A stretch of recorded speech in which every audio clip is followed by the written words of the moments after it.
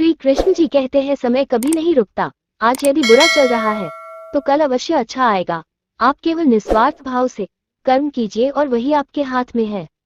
जैसा माहौल वैसे सोच। मेढक की ये कहानी आपने बहुत सुनी होगी। एक तालाब के अंदर बहुत सारे मेढक रहा करते थे और तालाब के बीच में एक टापू भी था जिसके इर्द गिर्द मेढक खेलने के लिए अक्सर आया करते थे। एक दिन सभी मेंढकों ने सोचा कि क्यों ना एक प्रतियोगिता का आयोजन किया जाए और प्रतियोगिता ये होगी कि इस टापू के शीर्ष पर जो मेढक पहुंच जाएगा वही विजेता माना जाएगा। अब उनकी प्रतियोगिता शुरू हुई। सारे मेढक प्रयास करने लगे। कोई गिर रहा था तो कोई ऊपर चढ़ रहा था। काफी समय तक ये खेल चलता रहा। अब कुछ मेंढकों ने हार मान ली और पंचायत वाली मुद्रा में बैठ गए ताकि जो मेढक चढ़ने की कोशिश कर रहे थे वो उनको बोलने लगे, रहने दो, नहीं हो पाएगा, बहुत मुश्किल है। कितने सारे मेंढकों ने हार स्वीकार कर ली।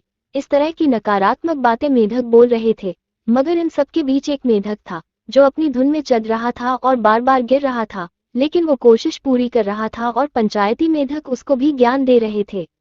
देखते ही देखते वो टापू के शीर्ष पर पहुंच गया।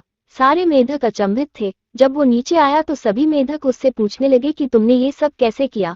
तो वो मेढक तो कुछ नहीं बोला, लेकिन उसका मित्र बोला कि इससे क्या पूछते, ये तो कुछ नहीं सुन सकता। यानी कि मेढक बहरा था। अगर वो बहरा नहीं होता तो उसके दिमाग में हीन भावना का प्रवेश हो जाता और वो इस मुकाम पर नहीं पहुंच पाता। रुकावट का कारण भी तो यही होता है दोस्तों। तरह तरह के लोग फप्तियां कसते हैं, तुमसे नहीं होगा, कोशिश करना बेकार है। ये जरूरी नहीं कि उनसे नहीं हुआ तो कोई दूसरा भी नहीं कर सकता है।